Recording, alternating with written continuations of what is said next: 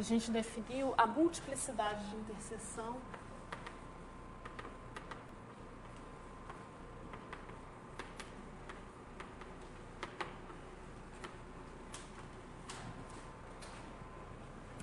uma reta L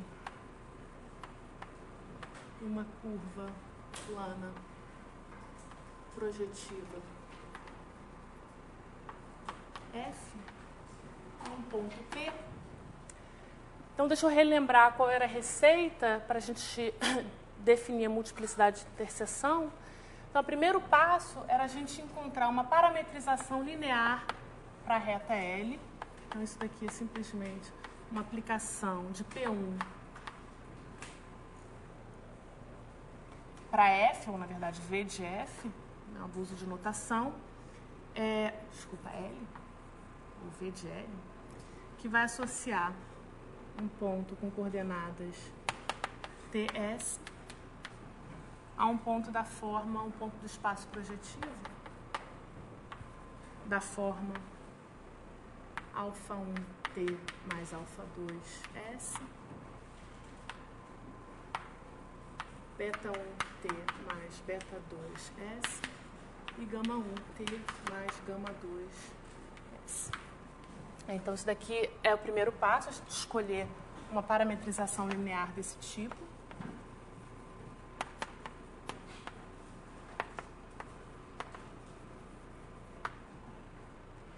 E depois o que a gente faz é simplesmente substituir essa parametrização linear na expressão de f. Então, a gente define um polinômio h de st como sendo f. E aí a gente substitui nas variáveis x, y, z por essa parametrização.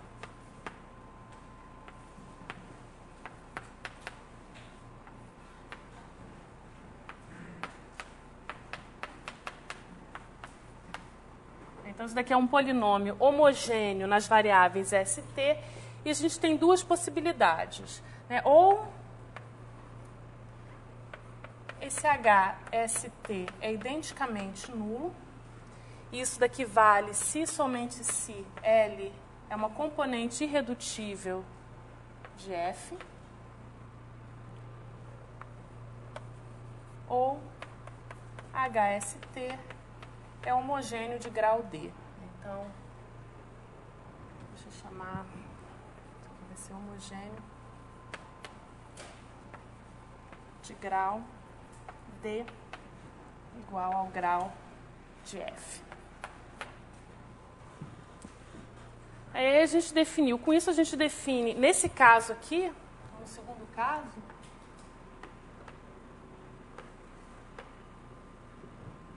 a gente tem uma fatoração como produto de formas lineares, então isso daqui vai ser um produtório de igual a 1 TL de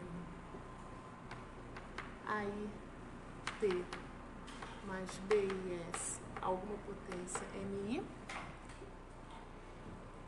Aí deixa eu supor que essa expressão aqui não tem redundância, no sentido de que AI BI é diferente de AJ PJ se é diferente de J.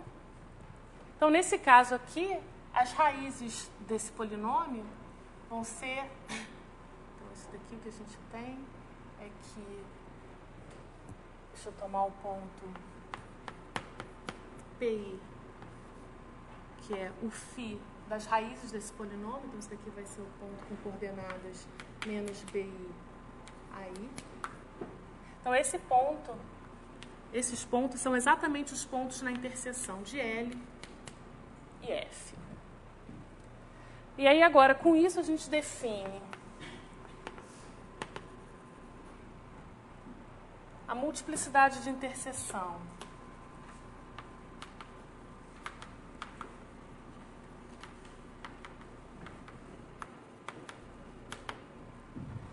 de L e F em um ponto dado P como sendo... Bom, essa interseção vai ser zero se o P não pertence à interseção de L e F.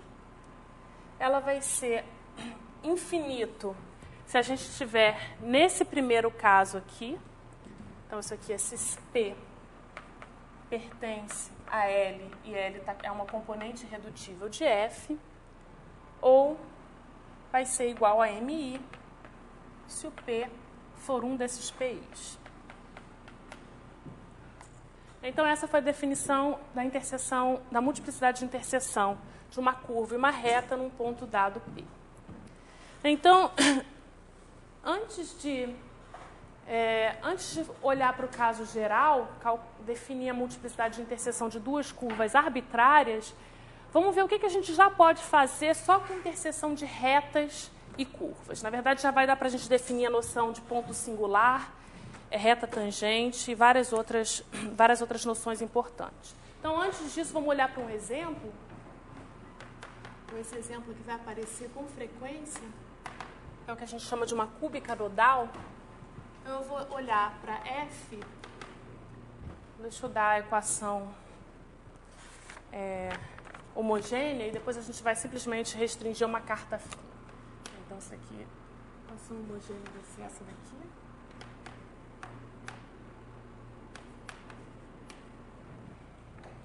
E eu vou estar interessada no ponto P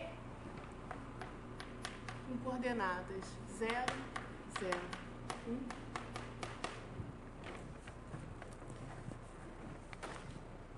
Então, como a gente viu na aula passada, para calcular a multiplicidade de interseção com uma reta, a gente pode olhar para uma carta fim adequada. Então, nesse caso aqui, a gente vai olhar para a carta fim, onde Z é diferente de 0, Z a gente pode supor que Z é igual a 1. Então, nesse caso, a gente vai ter um polinômio deshomogeneizado com relação a Z, y2 menos, então vou chamar de F, vai ser, F pequeno vai ser F de x, y1.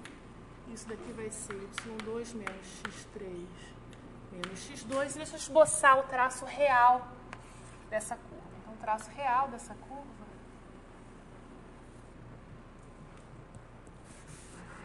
vai ser algo desse tipo.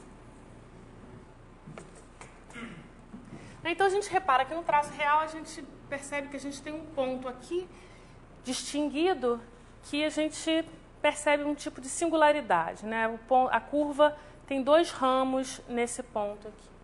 Então, vamos calcular a multiplicidade de interseção de uma reta que passa por esse ponto com a curva. Então, deixa eu tomar a equação de uma reta. Deixa eu escrever, por simplicidade, eu vou considerar apenas retas da forma y menos ax. A única reta que eu estou desconsiderando quando eu escrevo a reta dessa forma é a reta vertical, mas aí vocês podem olhar, vocês podem fazer a conta nesse caso específico. Então, aqui, como é que a gente faz? De novo, eu vou definir uma parametrização da reta L, dada, então, por t vai ser elevado em x igual a t, y igual a menos at.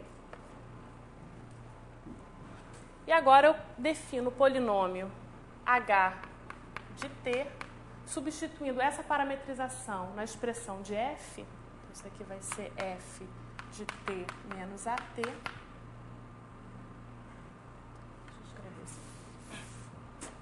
H de t é f de t menos at. Então, vai ser o quê? Y ao quadrado. Então, a gente vai ter... Oi? É t e at. Desculpa. T e at. Obrigada. E aqui, então, vai aparecer A2 T2 menos T3 menos T2, que a gente reescreve, então, colocando T2 em evidência como sendo T2, que multiplica A2 menos 1 menos T. Então, o que a gente observa é o seguinte: qual vai ser a multiplicidade de interseção? Então, por definição, esse ponto P aqui, então o ponto que a gente está interessado, que seria o ponto, em cartas afins, seria o ponto, seria exatamente a origem, ele corresponde exatamente ao parâmetro t igual a 0. Então, o que a gente tem que ver é qual é a multiplicidade de t igual a 0 como raiz desse polinômio. E a gente repara que a gente tem dois casos, né? Então, a multiplicidade de... Deixa eu escrever isso dessa forma aqui. Deixa eu chamar de P minúsculo a origem. Então, isso aqui é simplesmente... Isso aqui é a mesma, como a gente viu na aula passada, é a mesma multiplicidade de interseção no caso projetivo, mas eu estou escrevendo dessa forma aqui, só para simplificar. Então, isso daqui vai ser igual a 2 se A2 é diferente de 1, ou seja, se A é diferente de mais ou menos 1. Isso daqui vai ser igual a 3 se A for igual a mais ou menos 1. Então, repara que no caso, essas duas retas para as quais a gente tem uma multiplicidade maior do que 2, então correspondem à reta y igual a x e y igual a menos x. Que são exatamente essas duas retas aqui, que são geometricamente tangentes aos ramos da curva nesse ponto. Então, repara que a multiplicidade de interseção da reta com a curva, ela sobe, ela é não genérica, ela é maior do que para a reta genérica, exatamente para as retas onde a gente tem, intuitivamente, uma tangência maior com a curva nesse ponto. Então, isso é um fenômeno geral. Então, a gente vai, na verdade, usar esse comportamento da interseção com as retas para definir ponto singular. Então, deixa eu dar uma definição, agora no caso geral. Então, vamos começar com F, uma curva plana projetiva.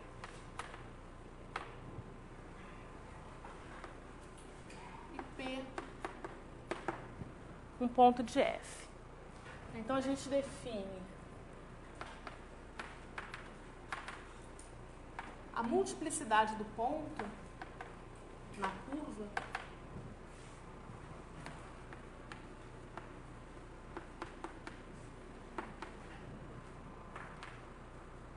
então, a multiplicidade da curva F no ponto P na seguinte forma. Então, eu vou denotar isso como sendo multiplicidade em P, como sendo o mínimo das multiplicidades de interseção de F, interseção, então F, L e F no ponto P, onde L é uma reta contendo o ponto P. Então, a gente faz, como nesse caso aqui, a gente olha para todas as retas que passam pelo ponto P, a gente calcula a multiplicidade de interseção e a gente vai olhar para o mínimo dessas multiplicidades de interseção e definir como sendo a multiplicidade do ponto.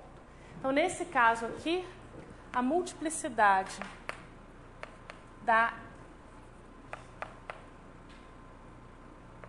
curva, a multiplicidade de F em P vai ser igual a 2. Então, essa é a primeira definição. E a gente diz que o ponto é singular, ou não. Primeiro, vamos dizer, dizemos que o ponto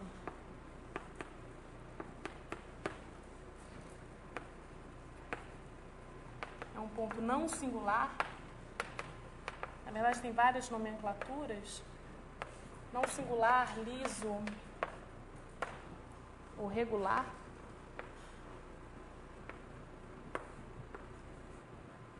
Se a multiplicidade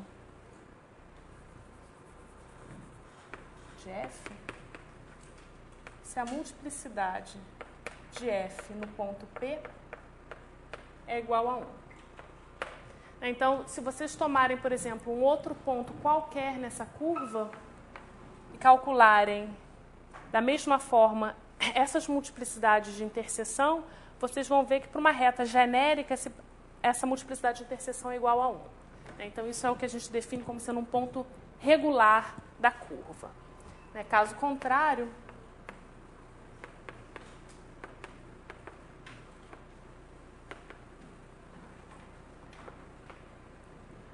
a gente diz que o P é um ponto singular ou um ponto múltiplo da curva.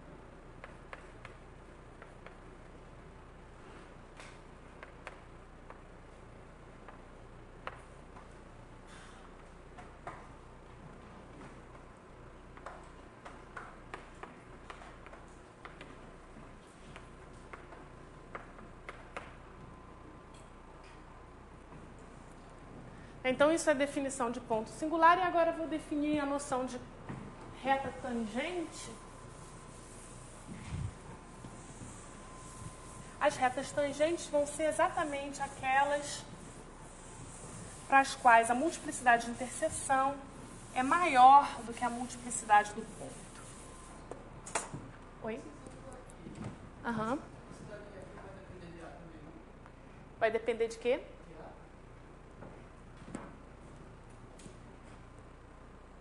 Isso daqui? Não, mas é justamente o que eu estou definindo aqui como multiplicidade do ponto, eu olho para todas as retas e tomo o mínimo dessa multiplicidade de interseção. Então, esse A aqui, ele depende da reta. Então, eu poderia escrever aqui um LA. Então, agora eu olho para todas as retas e olho para o mínimo. Então, a multiplicidade nesse caso aqui é 2.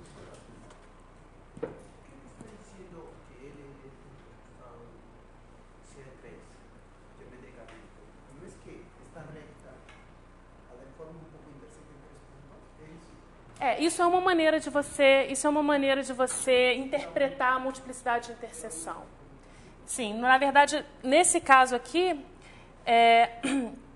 justamente, se você pegar uma dessas retas tangentes e tomar fizer uma pequena variação, você vai ver que ela vai interceptar a curva em 3 pontos.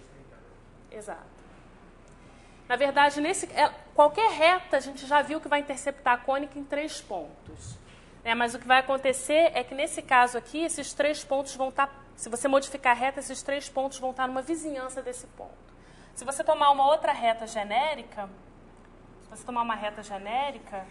você vai ter uma multiplicidade de interseção 2 aqui e você vai ter um terceiro ponto de interseção. Se você fizer uma pequena variação dessa reta, um dos pontos de interseção vai ser uma variação desse daqui e os outros 2 vão ser 2 pontos próximos desse daqui. Então, essa é uma possível interpretação da multiplicidade de interseção. Ok, então mais alguma pergunta? Então, deixa eu dar uma... Vamos definir reta tangente. Então, uma reta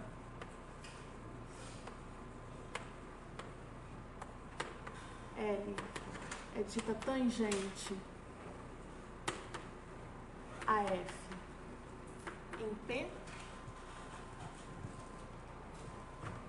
se a multiplicidade de interseção de L e F no ponto P é maior do que a multiplicidade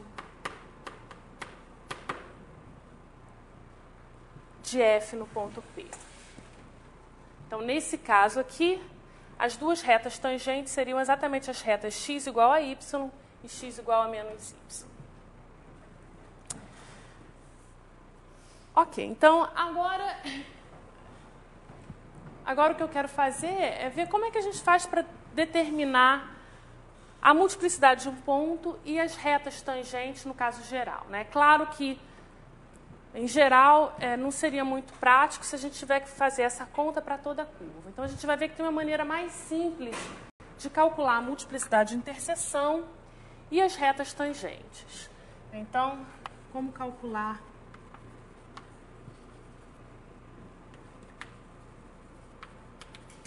a multiplicidade de interseção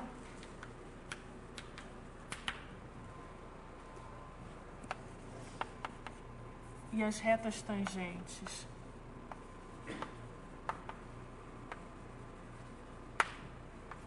a F em P na prática. Então, o que a gente vai ver é que basta a gente vai olhar para a equação da curva e olhando só para a equação da curva, a gente vai poder determinar quais são os pontos singulares e quais são as retas tangentes em cada ponto, sem precisar fazer essa análise que a gente fez nesse caso. Então, agora vamos fazer algumas contas.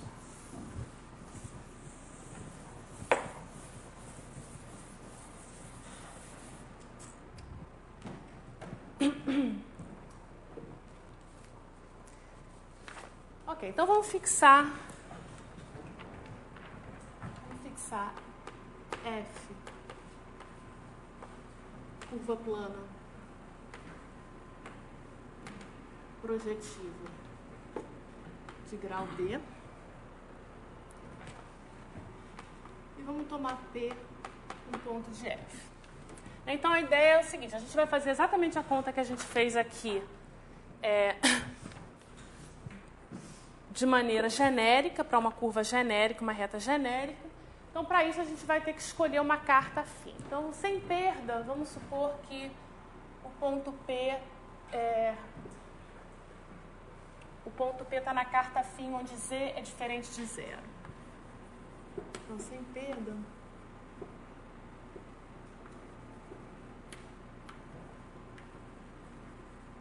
vamos supor que P é um ponto da forma A, B.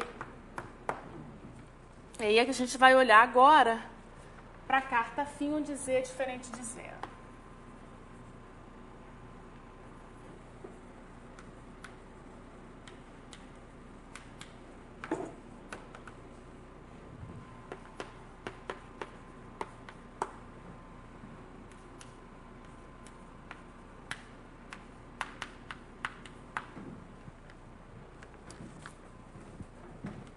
Então, esse ponto, vou ter o ponto AB, que vai corresponder exatamente ao ponto no qual eu estou interessado, o ponto P.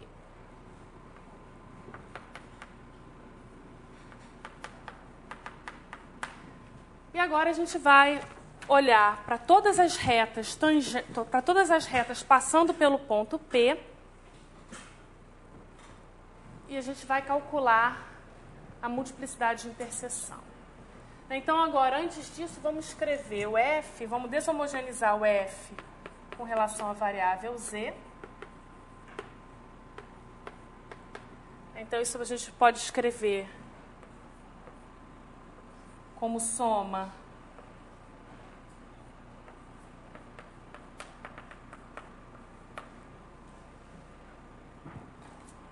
Na verdade, eu vou fazer o seguinte, eu estou interessada no ponto AB, então o que eu vou fazer é olhar para o desenvolvimento de Taylor, eu vou escrever F olhando para o desenvolvimento de Taylor em torno desse ponto. Então, eu vou escrever esse F como sendo F1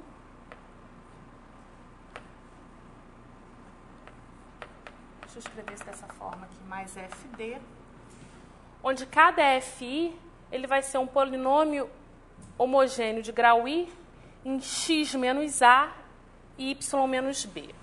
Então,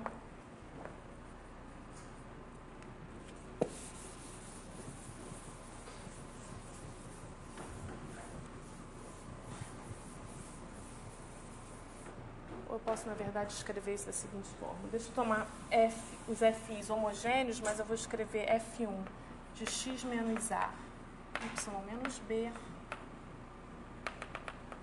mais FD, x menos A, y menos B.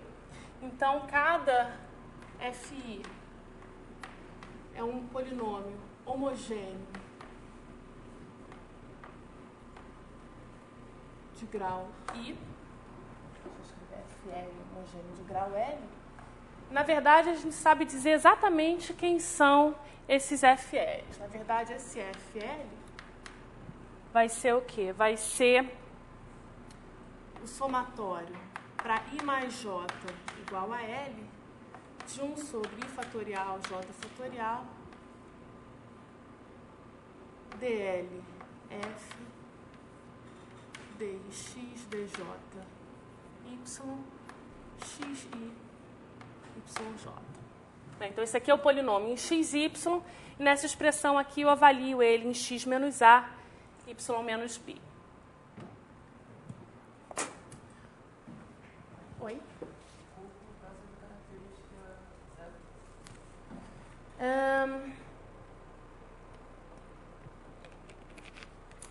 Na verdade, aqui eu teria que supor...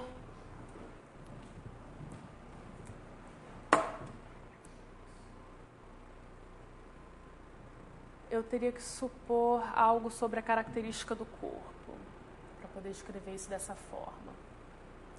De qualquer forma, eu sempre posso escrever para polinômios homogêneos dessa forma. Quando fizer sentido tomar esse quociente, eu escrevo isso dessa forma. Então, isso daqui sempre vale, e apenas essa linha aqui só faz sentido, vamos supondo que, por exemplo, a característica do corpo é igual a 0.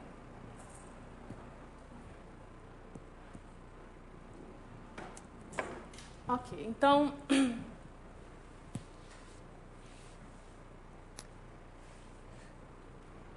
Então, a primeira coisa que eu vou fazer é o seguinte, para evitar redundância, alguns desses f's, esse fd como polinômio,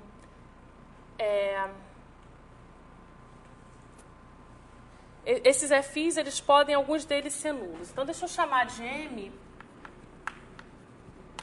o mínimo dos i's, tal que o fi não é identicamente nulo. Então, eu vou escrever o f como sendo fm de x menos a, y menos b, mais fd x menos a, y menos b. E agora eu vou usar essa expressão. Esse mínimo aqui, ele é maior ou igual a 1. Isso daqui é simplesmente porque a gente tem que P pertence a F. E agora o que a gente vai fazer é usar essa expressão de F para calcular a multiplicidade de interseção de F com todas as curvas que passam pelo ponto AB. Então, a gente observa o seguinte, que a gente tem as curvas que passam pelo ponto AB, elas são parametrizadas por um P1. Então, a gente sabe que existe uma bijeção entre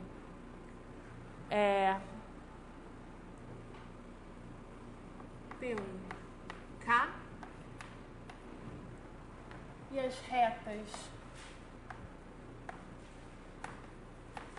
de A2 que passam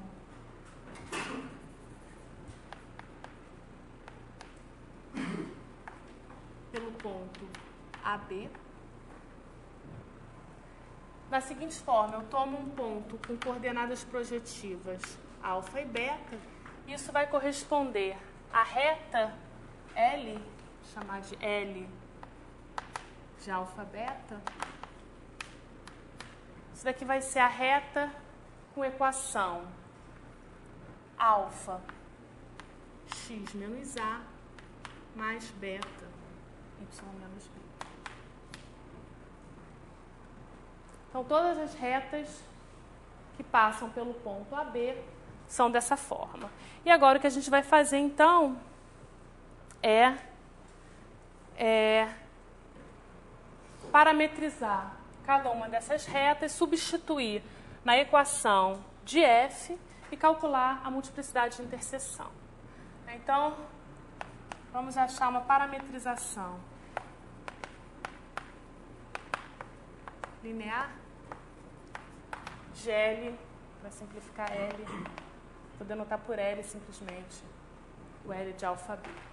Então, a gente pode tomar como parametrização linear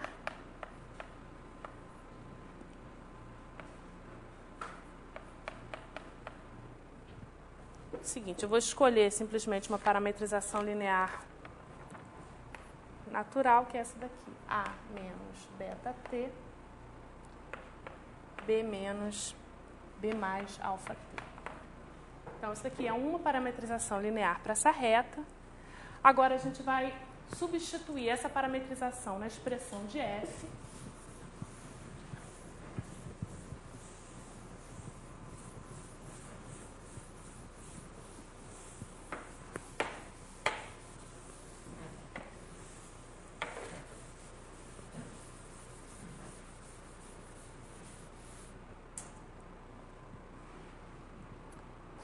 Então, o que a gente vai ter agora é que a gente vai definir h de t como sendo f de a menos beta t, b mais alfa t,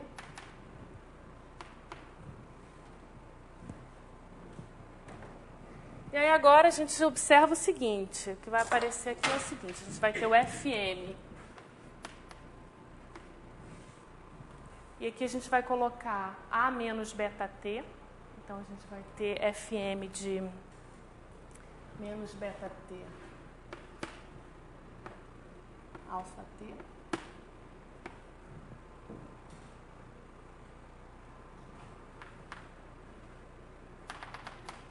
FD menos beta T alfa T. E agora, como esses polinômios são homogêneos, a gente pode colocar um t elevado a m em evidência. Então, o que a gente tem aqui é que t elevado a m, fm de menos beta a até t elevado a d de fd menos beta alfa. Então, o que a gente observa é o seguinte. Agora, o que a gente tem é que a multiplicidade, então, de interseção de L e F no ponto P, ela vai ser igual a N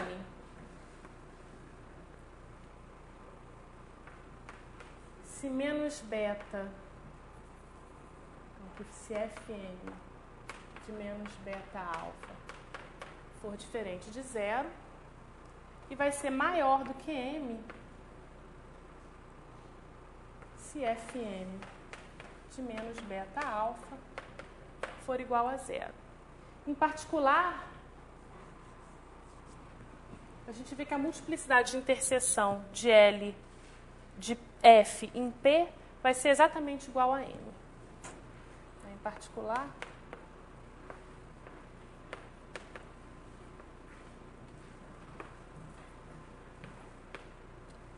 a multiplicidade de interseção de L,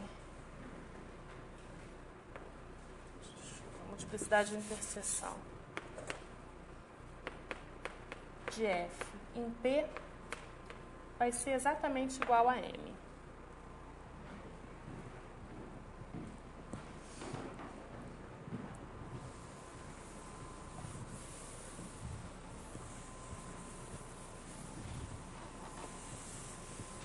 E agora vamos ver quem são as retas tangentes, ou seja, a gente tem que determinar quais são as retas para as quais isso vale. Agora, isso na verdade é simples. Se a gente olhar para o FM, como o FM é um polinômio homogêneo de grau M, a gente sabe que ele se fatora como produto de fatores lineares. Então, isso daqui vai ser o produto de fatores do tipo alfa-i, x mais beta-i, y, AMI. Então, aqui a gente vai ter um número finito de igual a 1 até algum L. E o que a gente observa é que L de alfa beta é tangente a F no ponto AB, se e somente se o alfa beta for igual ao alfa i, beta i para algum i.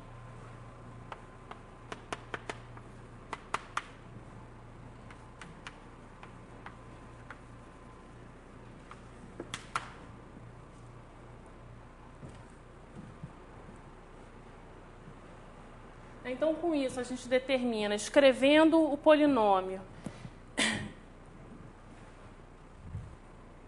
dessa forma, expandindo ele em torno do ponto X, em torno de AB, a gente consegue determinar quais são a multiplicidade de interseção e, fatorando essa parcela de menor grau, a gente descobre exatamente quais são as retas tangentes.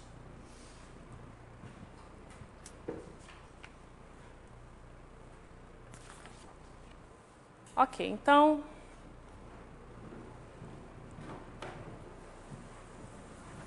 mais do que isso, a gente observa o seguinte.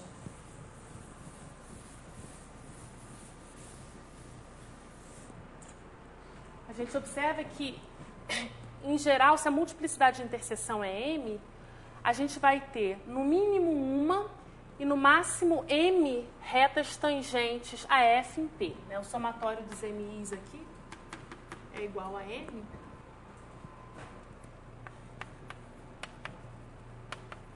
Então, existem,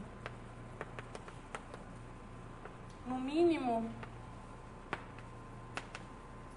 uma e, no máximo, M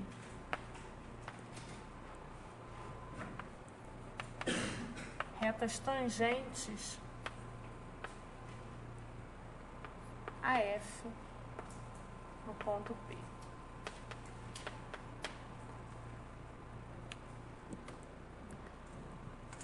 Então, deixa eu aproveitar essa observação para dar uma outra definição. A gente diz que um ponto singular é um ponto múltiplo ordinário se a gente tem exatamente M retas tangentes distintas naquele ponto. Então, seja P um ponto de F,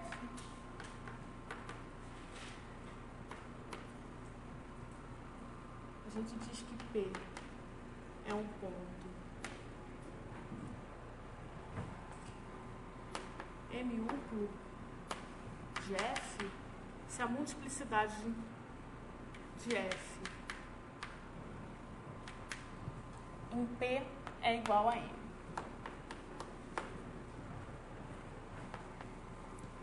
E P é ponto M-uplo ordinário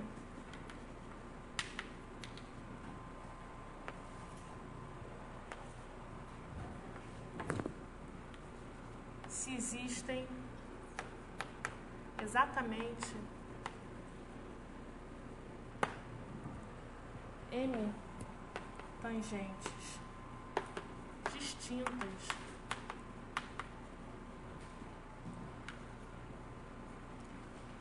a F em P.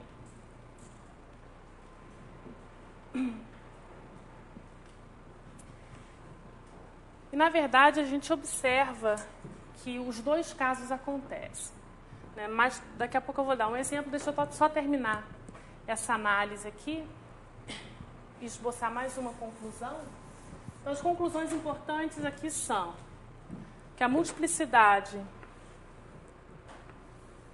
de F em P é M, que é o menor grau da que aparece na expansão de F em torno de AB, que existem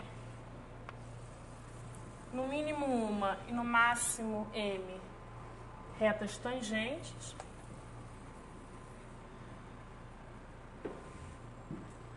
As retas tangentes vão ser dadas pela decomposição do Fm. E, na verdade, a gente tem um critério. Observa que a gente tem um critério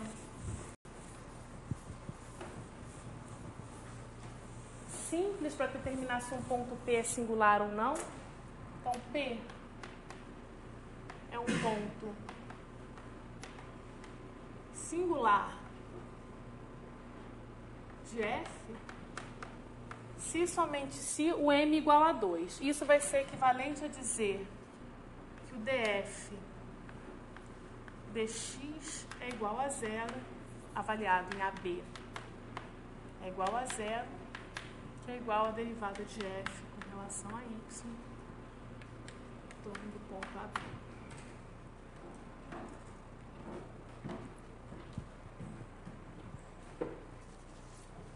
Então, esse é o que a gente chama do critério de Jacobiana para determinar a singularidade de um ponto. Ok. Nesse caso, na verdade, se P é um ponto regular de F,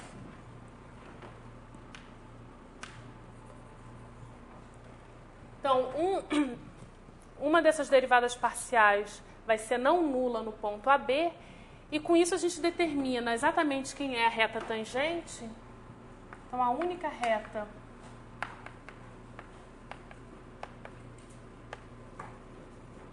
tangente a F em P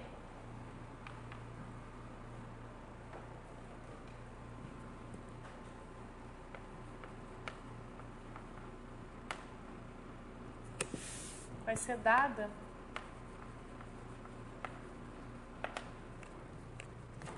exatamente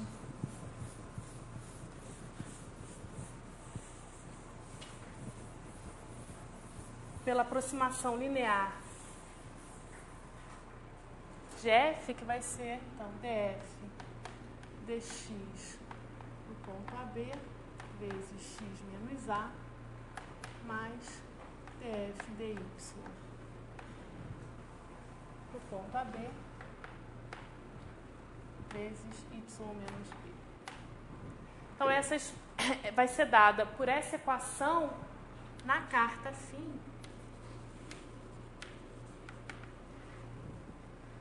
onde C é diferente de zero.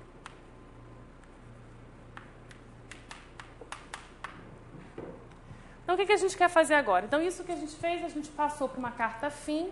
Com isso, a gente calculou a multiplicidade de interseção. A gente tem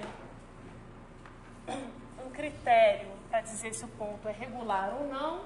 No caso do ponto ser regular, a gente tem uma expressão explícita para a reta tangente na carta φ. O que a gente vai querer fazer agora é homogeneizar essa equação e escrever isso em função de f, para que a gente não tenha que olhar para uma carta φ. Lembrando que a gente poderia olhar para duas cartas afins diferentes. Oi?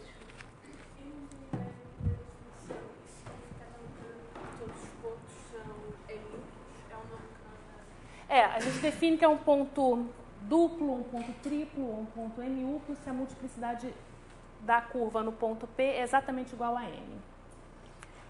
Isso aqui para M maior ou igual a 2.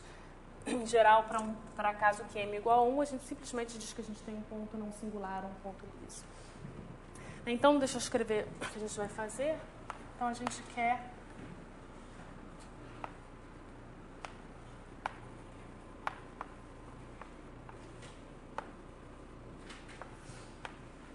homogeneizar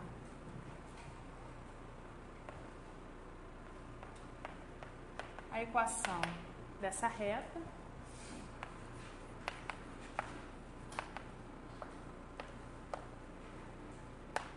e escrevê-la não em função da deshomogeneização, da derivada da deshomogeneização, mas em função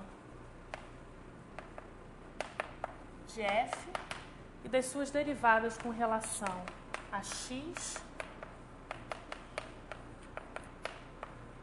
y e z.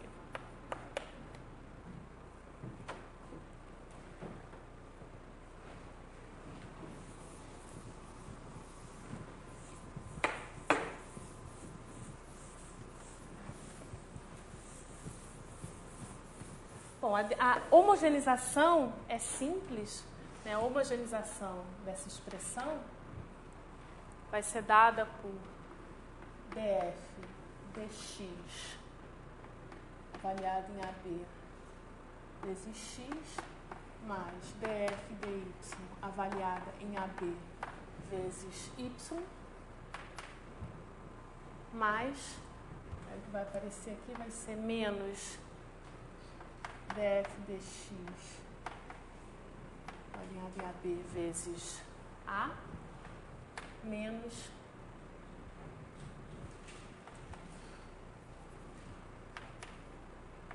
df dy avaliado em AB vezes B vezes Z. Então, essa daqui vai ser a homogeneização dessa reta, escrita então em coordenadas projetivas, mas agora o que a gente quer fazer é reescrever isso em função das derivadas de f grande, f homogeneizado. Então, para isso, a gente vai usar o que a gente chama da fórmula de Euler, então, proposição. Essa aqui é o que a gente chama da fórmula de Euler, que diz o seguinte, então deixa eu chamar de f, então isso aqui é um polinômio homogêneo de grau D, ou uma curva, vou escrever um polinômio homogêneo de grau D, então f tem 3 variáveis.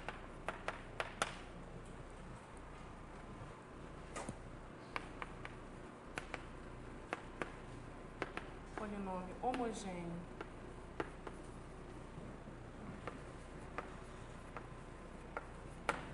de grau D,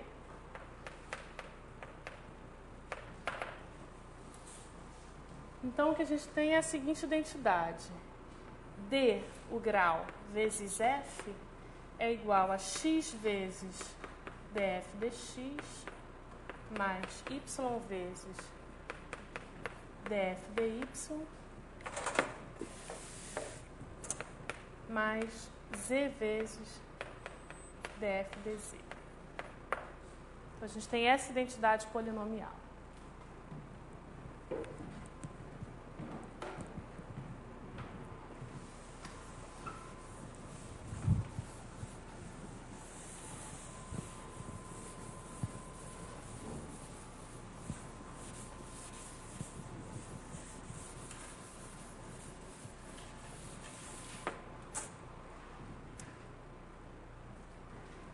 A demonstração, na verdade, é bastante simples. A gente observa o seguinte, que como f é homogêneo, o f se escreve como produtório de I mais J mais L igual a D, de A, I, J, L, vezes X, I, Y, J, Z, L. Então, como os dois lados da igualdade são lineares em relação a f, basta a gente verificar a proposição para os monômios da forma xi, yj, zl.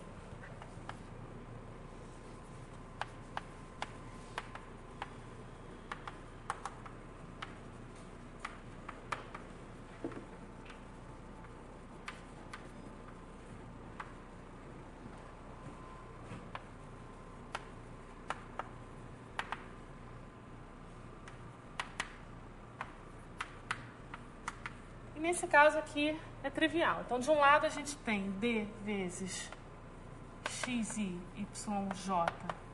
zl. E do outro lado, então, a gente vai ter x vezes a derivada desse monômio com relação a x, que vai ser I vezes...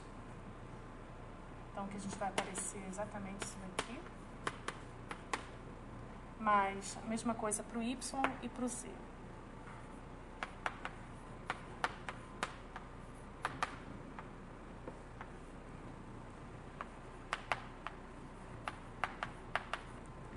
E a gente observa que como I mais J mais L é igual a D, a gente tem essa igualdade. Então, da linearidade daquela expressão em função de F, a gente segue a fórmula de Euler no caso geral. Então, ok. Então essa igualdade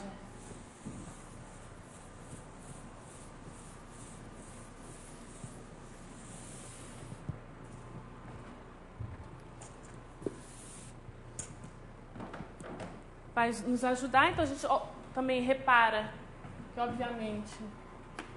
Então, o que a gente considerou até agora foi a derivada com relação a x e y da deshomogeneização de f. Na verdade, a gente, então, deshomogeneizou e depois derivou. Mas a gente poderia também ter primeiro derivado e depois deshomogeneizado. Então, o que eu estou querendo dizer é que df dx é igual a gente considerar df dx e depois deshomogeneizar. E o mesmo vale para y. Então, com isso, a gente observa o seguinte, que P é um ponto singular de F, se somente se. Então, pela fórmula de Euler, basta eu verificar se o ponto P ele é um ponto de F, então se o F se anula, basta eu verificar que duas das derivadas parciais se anulam no ponto P. Né? Ou, na verdade, se eu começo com um ponto P, que eu não sei se é um ponto da curva F ou não, se eu calcular as três derivadas e elas se anularem naquele ponto, então eu concluo que não só o ponto pertence à curva, como é um ponto singular da curva. Então, a gente tem que um ponto... P é um ponto singular de F se e somente se df dx em P é igual a df dy em P df dz em P é igual a zero. Lembrando que, como essas derivadas são também polinômios homogêneos, essa condição de se anular num ponto ou não independe da escolha de coordenadas projetivas e, portanto, está bem definida. E agora vamos supor que o ponto é um ponto regular e vamos encontrar, então, a expressão da reta tangente, a partir dessa daqui, em função das derivadas do polinômio homogêneo F. Oi.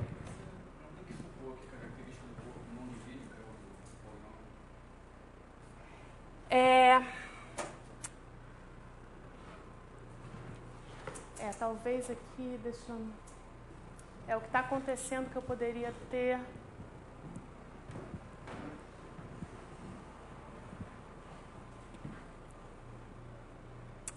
Aqui eu tenho que supor, de fato, porque aqui eu poderia ter...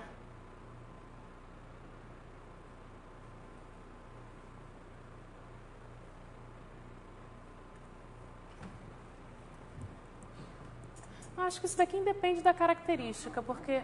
Não para a relação de Euler, mas para garantir que se um ponto anula as três hipóteses parciais, o polinomial está em F. Para garantir... Desculpa se... Ah, tá. Se a gente substituir um pouco em vez do grau da curva, esse polinomial é nulo. Certo. É todo TN. Certo. Então, ok. Você tem razão. Então, aqui, para que a gente... Tem razão. Aqui, para que a gente possa verificar que o ponto está na curva ou não, a partir dessa condição, aqui a gente vai ter que supor que a característica não divide D. Se você já começa com um ponto na curva, então isso daqui vale. Então, deixa eu colocar...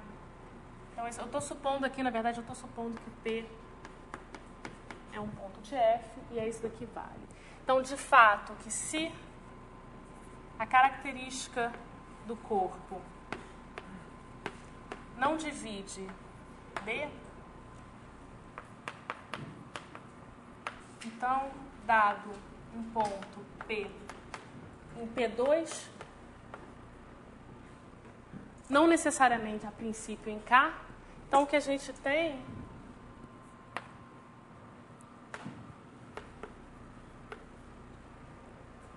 agora sim, que P é ponto singular de F, se somente se a gente tem um anulamento de todas essas derivadas parciais.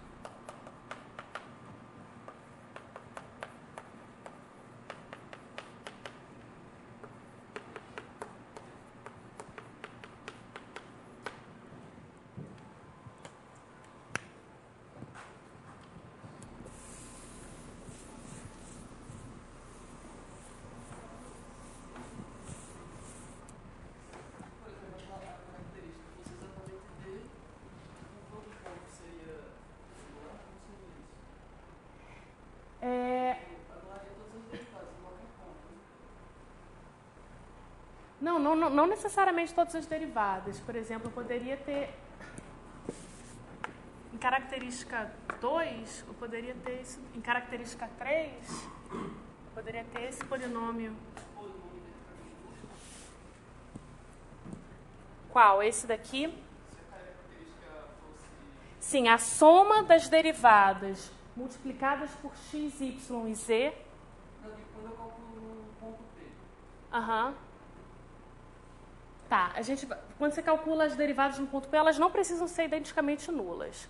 O que vai acontecer é que se você multiplicar as derivadas pelas coordenadas dos pontos x, y, z, aí sim você vai encontrar zero. Isso daqui pode ser zero avaliado num ponto sem que nenhuma das parcelas seja igual a zero. Ok, então agora vamos usar a fórmula de Euler para escrever a equação da reta tangente em função dessas derivadas parciais. Então vamos supor que P é um ponto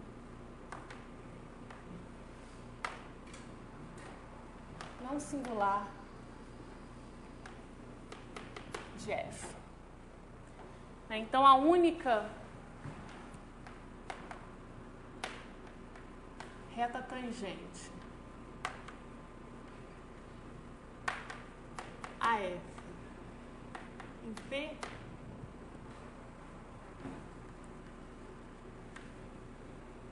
vai ser dada, então, tomando P.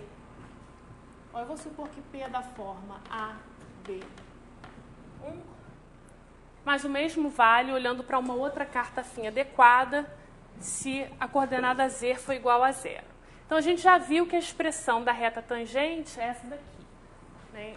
A reta tangente, em geral, eu vou denotar da seguinte forma. Reta tangente PP F. Então, essa aqui vai ser a única reta tangente a F em P. E a gente já viu, então deixa eu reescrever aquela fórmula ali. E agora a gente vai usar a fórmula de Euler. Isso aqui, AB, Y, mais, menos.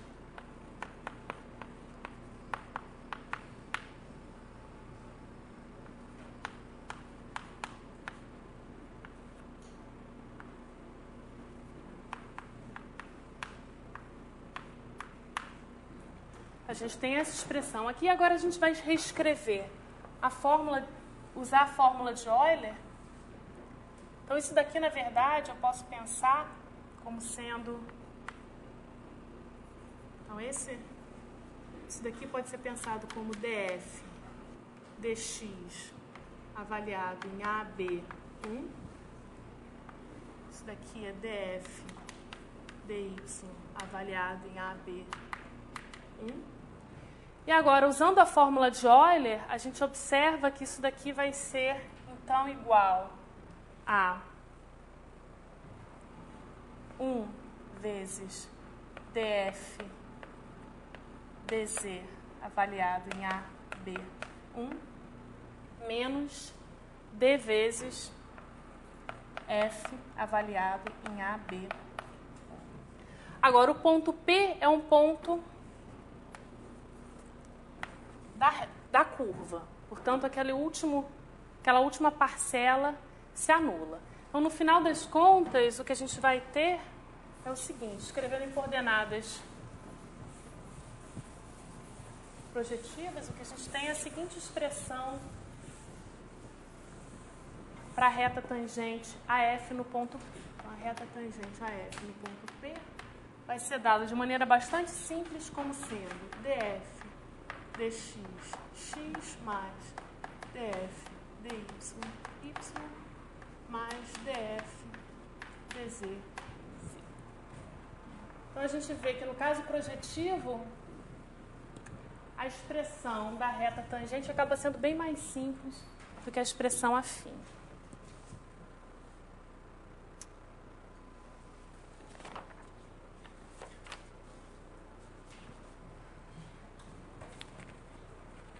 Ok, alguma pergunta em relação a isso daqui?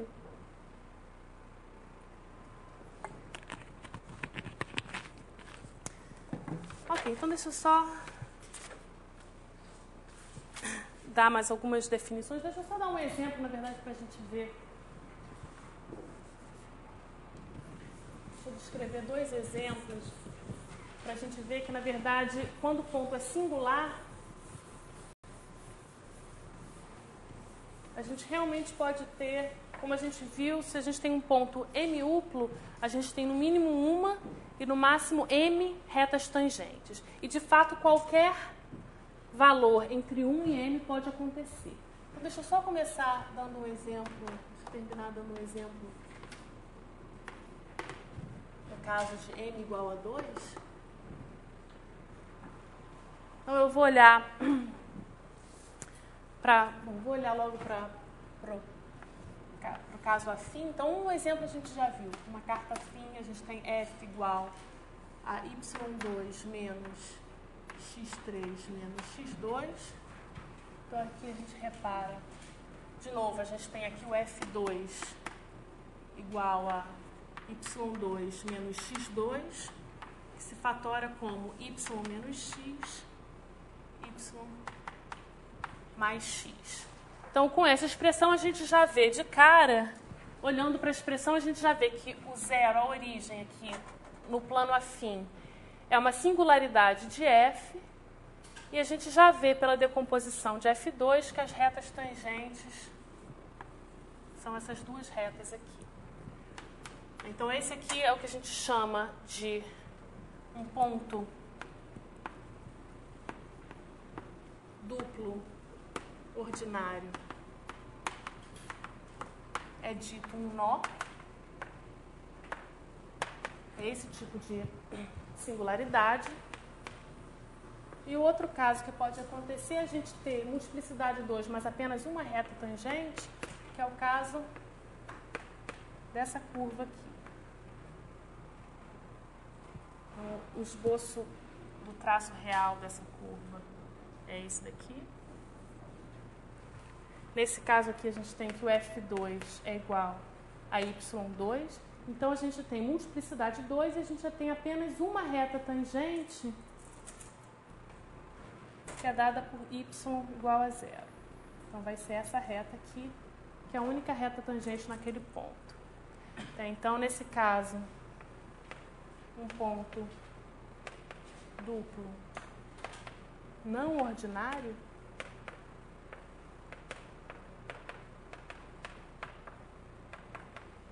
é dito um cúspide.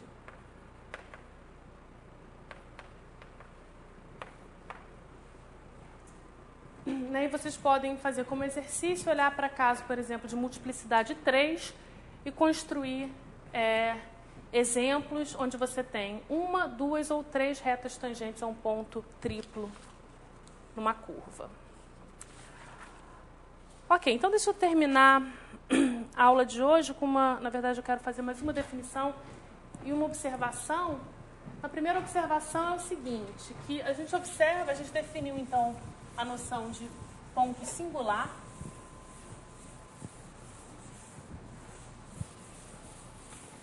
E o que a gente vai mostrar agora é que se uma curva não tem componentes múltiplas, então ela tem um número finito de pontos singulares. Então, proposição. Então, uma curva plana projetiva, mas não importa.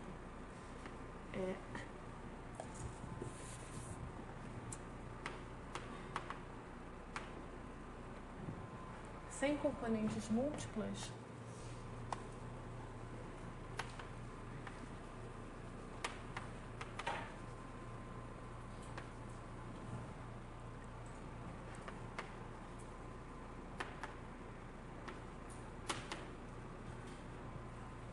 possui um número finito de pontos singulares.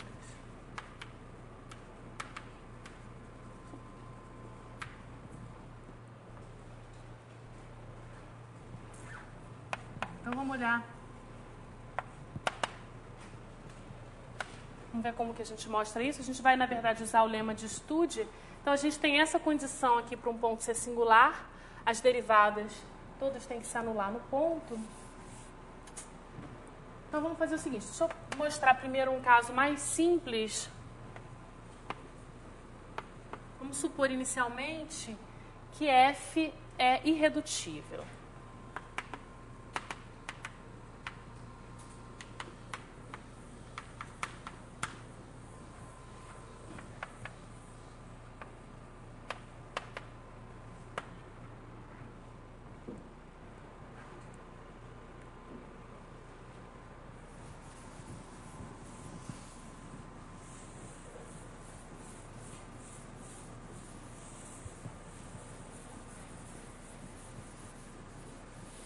Então, o que a gente viu é o seguinte, que os pontos singulares, o conjunto dos pontos singulares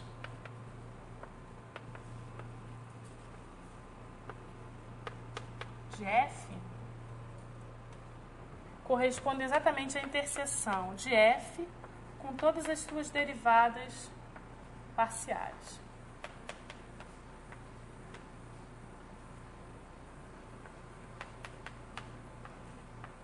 Claro que algumas dessas equações podem ser identicamente nulas. Então, a primeira coisa que a gente vai fazer é mostrar que pelo menos uma dessas derivadas parciais não é identicamente nula.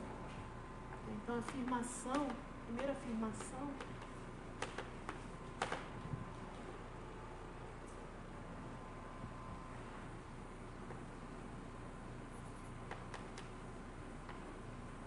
pelo menos uma dentre as derivadas parciais dfx, dfy, dfz não é identicamente nula. Então, o que a gente sabe... Então, como é que a gente vê isso? Bom, a gente sabe que o polinômio f, o grau de f, é pelo menos 1. Então, a única maneira da gente ter as três derivadas parciais identicamente nulas é se a gente tiver em característica positiva. E, nesse caso, o f vai ser um polinômio em x elevado a p, y elevado a p e z elevado a p. Então, se a gente tem que as três derivadas parciais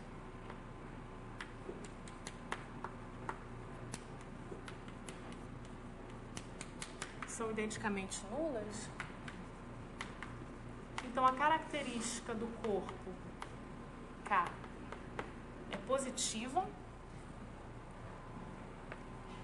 E o que a gente tem, para que essas derivadas sejam identicamente nulas, a gente tem que ter que f é um polinômio em x elevado a p, y elevado a p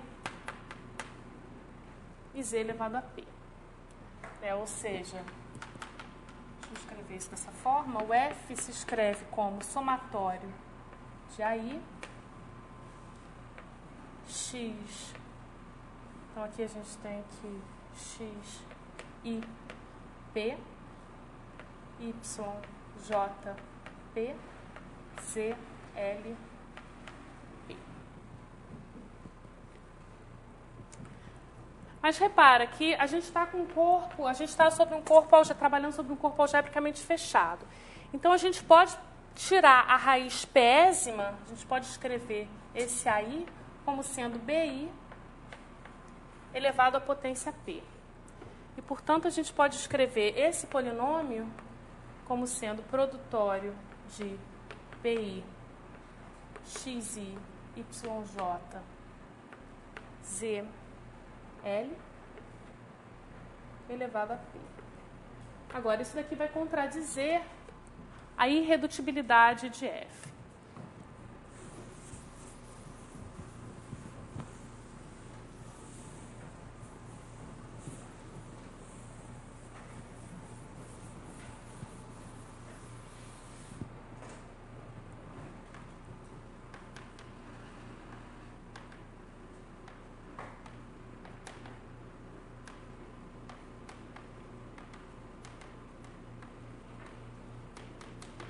Ou seja, a gente mostrou que, de fato, pelo menos uma dentre as derivadas parciais não é identicamente nula.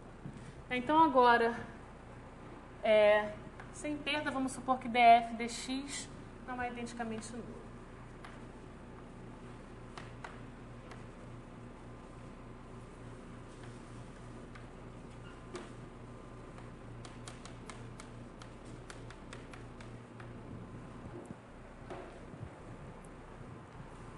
E agora a gente quer aplicar o lema de Studi. A gente quer verificar que a interseção de f e df dx consiste de um número finito de elementos, de pontos. Para a gente aplicar o lema de Studi, a gente tem que verificar que f e df dx não têm componentes irredutíveis em comum. Então,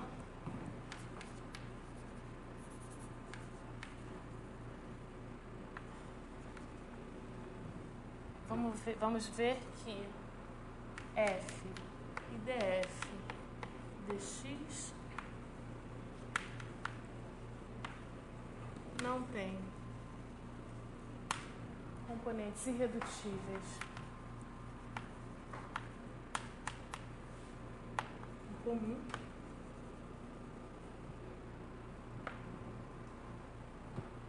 E uma vez que a gente mostra essa afirmação, vai seguir do lema de Studi que essa interseção dessas duas curvas consiste de um número finito de pontos.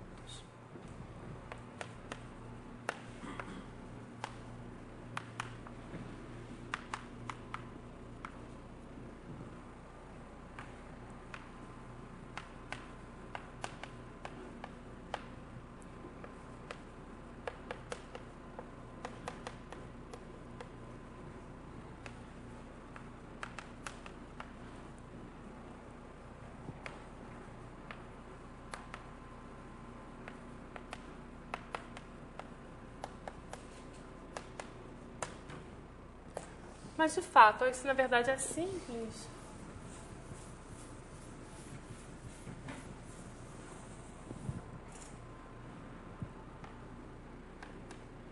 Se P divide F e df dx, com P, um polinômio homogêneo de grau pelo menos 1,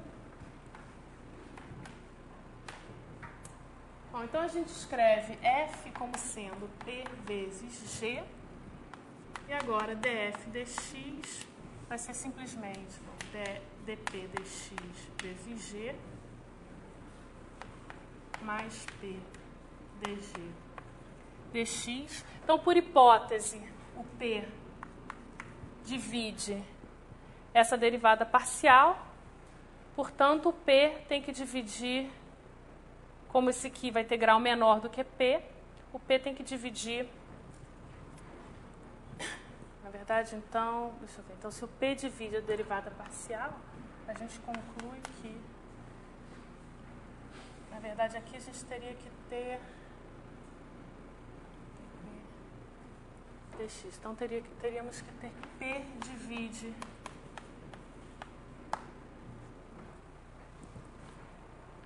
dp dx vezes g. Na verdade, aqui a gente poderia ter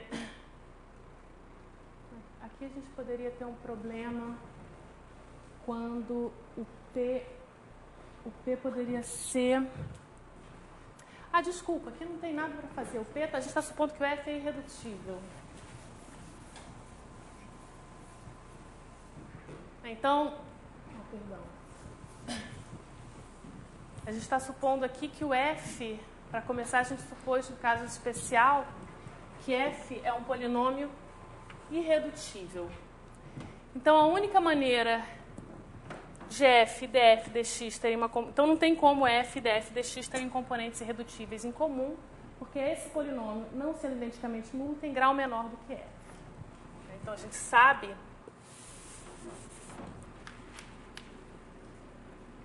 que F e df dx não tem componentes irredutíveis em comum.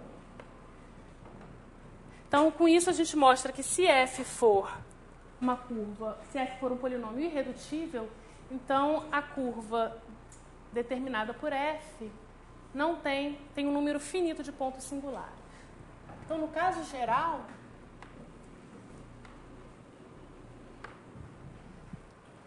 o que a gente tem? Para um F arbitrário,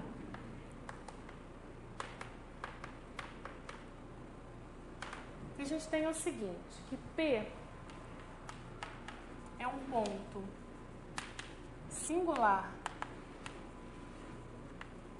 de F, se somente se vale uma das três condições. Bom, primeiro, P é um ponto singular de uma componente irredutível de F.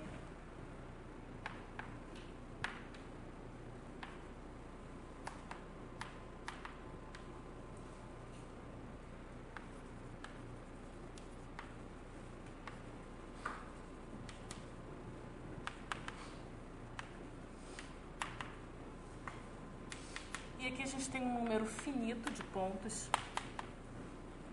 nessa situação, pelo caso especial que a gente acabou de mostrar. Ou, 2. A outra possibilidade é que P é um ponto que vive na interseção de pelo menos duas componentes irredutíveis de F.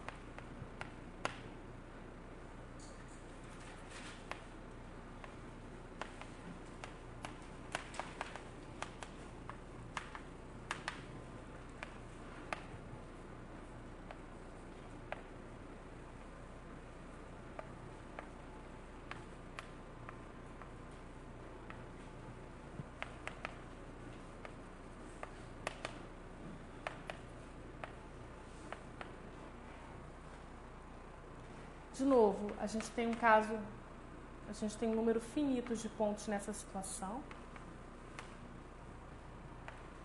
Ou o terceiro caso é que P pertence a uma componente múltipla de F.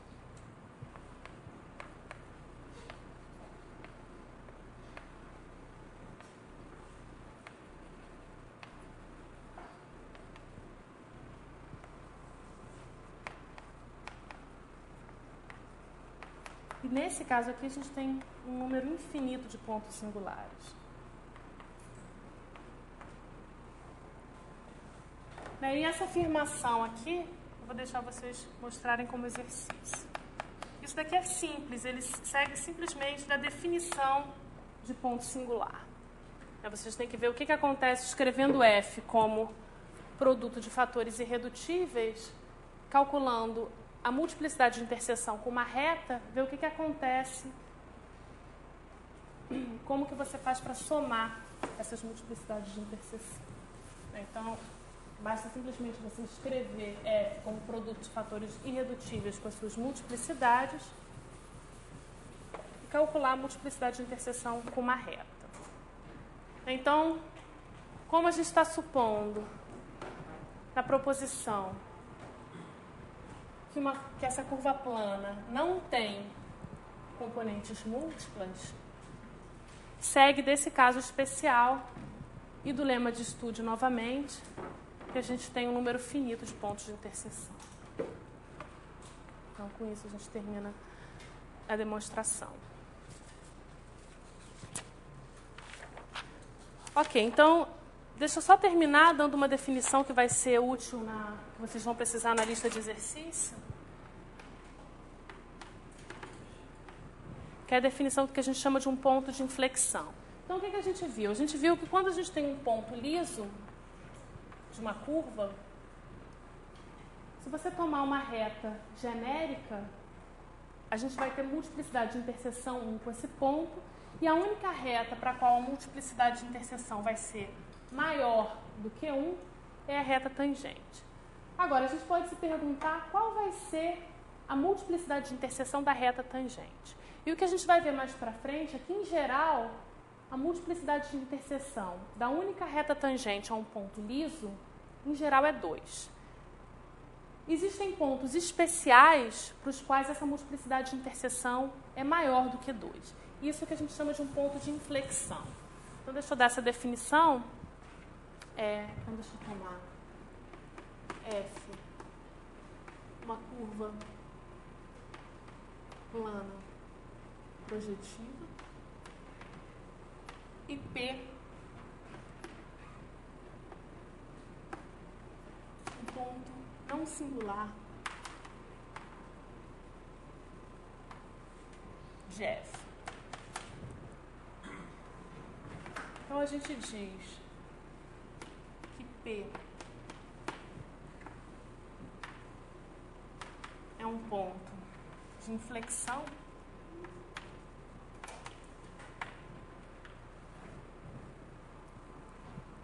se a multiplicidade de interseção da única reta tangente AF em P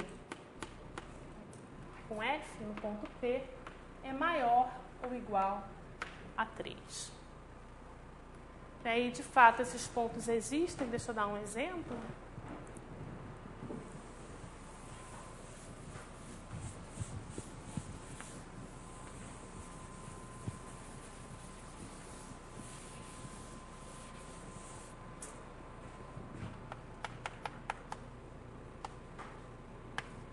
Então, o exemplo mais simples, deixa eu olhar para uma carta afim. Eu vou olhar o ponto dado por y menos x3. Né? Então, a expressão, a homogeneização seria essa daqui. Então, um esboço do traço afim o esboço do traço real da curva seria esse daqui. E vamos olhar agora, então, a reta tangente AF no ponto. Então, estamos olhando o ponto P, a origem. O P vai ser um ponto com coordenadas projetivas 0, 0 e 1. Então, a gente observa que a reta tangente AF em P, por aquela fórmula que a gente descreveu, vai ser exatamente dada por y igual a 0. Então, a gente olha para as derivadas parciais, substitui naquele ponto e a única que permanece é y. Então, o que a gente tem é que essa reta tangente, a gente tem essa reta tangente aqui, ao ponto P. E agora, quando a gente calcula a multiplicidade de interseção, então a gente parametriza essa reta e substitui na equação de f, o que a gente observa é que a multiplicidade de interseção da reta tangente com f no ponto P. Então, o que a gente faz é encontrar uma parametrização para a reta. Eu posso simplesmente tomar a reta L igual a Y, tomar a parametrização dada por T0. Quando eu substituo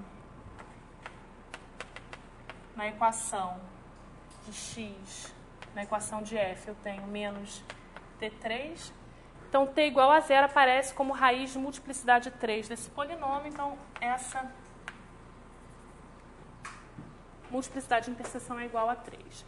Então, o que a gente vai ver mais para frente, na verdade, esses pontos de inflexão, eles são bastante especiais. E como no caso dos pontos singulares, a gente vai mostrar que uma curva possui no máximo um número finito de pontos de inflexão. Na verdade, a gente vai, inclusive, contar o número de pontos de inflexão e o número de pontos singulares. A gente vai, mais para frente, obter uma fórmula para o número de pontos de inflexão para uma curva de grau D. Então, isso é mais para frente. Para isso, a gente vai precisar do teorema de Bézout.